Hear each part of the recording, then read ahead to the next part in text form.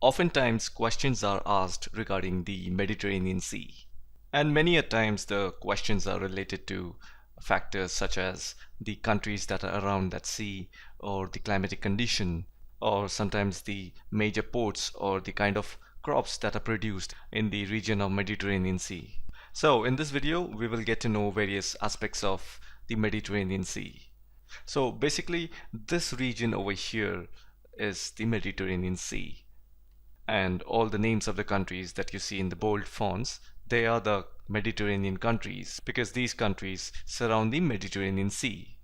Or you can say that their land boundary is shared by the Mediterranean Sea. Now on the western side of Mediterranean Sea, you will find the Atlantic Ocean.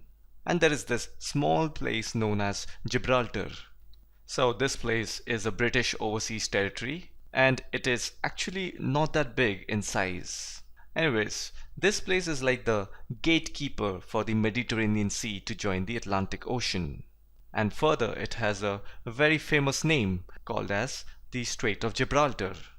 And to the south of Mediterranean Sea, you will have the African continent, and at north you have the European continent, and to the east of it lies the Middle East countries, and to the far northeastern side lies the Asian continent.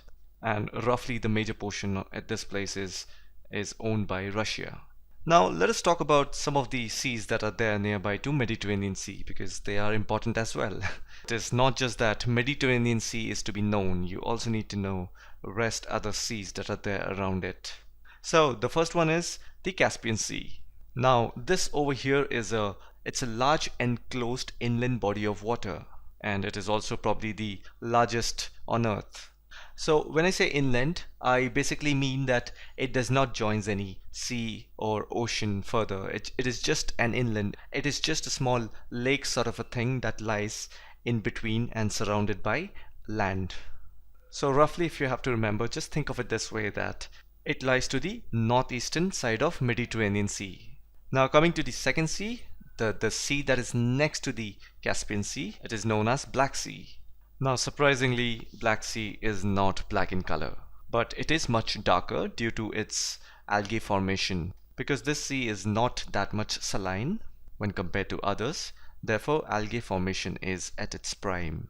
And when you have a lot of algae at the bottom of the sea, so from the top it looks as if the sea is dark in color. So that's how it is the Black Sea. Now this place over here is called Bosporus Strait. So this is the place where the Black Sea meets the Mediterranean Sea. Now this place lies in the city of Istanbul, which is one of a city in Turkey. And the best part about this place is that you could actually see the western side if you are standing in the city of Istanbul, which is on the eastern side. So we can say that this place is also the place where the east meets the west. I mean, this region is like so close that you can literally see the land at the other side of the sea. And the third sea is the Red Sea, which is at the southeastern side of the Mediterranean Sea. This sea also lies in between the region of Africa and Middle East. And the famous Suez Canal is built on the sea, which connects the Mediterranean Sea with the Red Sea. Oh, by the way, Suez Canal is an artificial waterway, and the British took this way while coming to India, because during that time British had control over Egypt, and the Suez Canal was very beneficial for the British.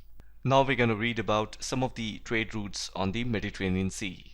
Now if you look at the map, the Mediterranean Sea is located at the center of 3 continents, so it is efficient for trade.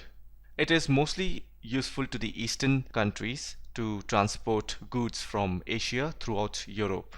In general, there are 3 different trade routes, and that is through the Pacific, the Atlantic, and the Indian Ocean.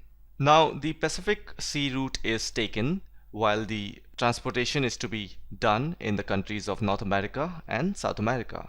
But then to reach the European region, the Indian Ocean and the Atlantic Ocean is the best route. So usually what happens is the ship will go in a southern direction from China, then it will go through the Indian Ocean, and then it will reach the Cape of Good Hope in Africa. And then the ships can set direction whether they want to go to the Western Europe or to the east coast of the United States through the Suez Canal, the Gulf, and the Mediterranean Sea. So if you look at this map, it is pretty understandable that to go to the Western European side, you have to go all around the African continent and then sail towards the Western Europe. But then if you choose to go from the Suez Canal, it reduces a lot of time. And then there are a lot of major international ports that are situated in the Mediterranean Sea, like the port of Algeciras in Spain. It is the largest port in the Mediterranean. And then we have the port of Valencia in Spain. And then we have port of Barcelona in Spain. And then there are a couple of ports in Italy. So a lot of industrial and agricultural product is transported to the rest of Europe through these ports. So you can understand how important Mediterranean sea routes are. In the next video, we'll get to know about the climatic conditions and some of the local winds.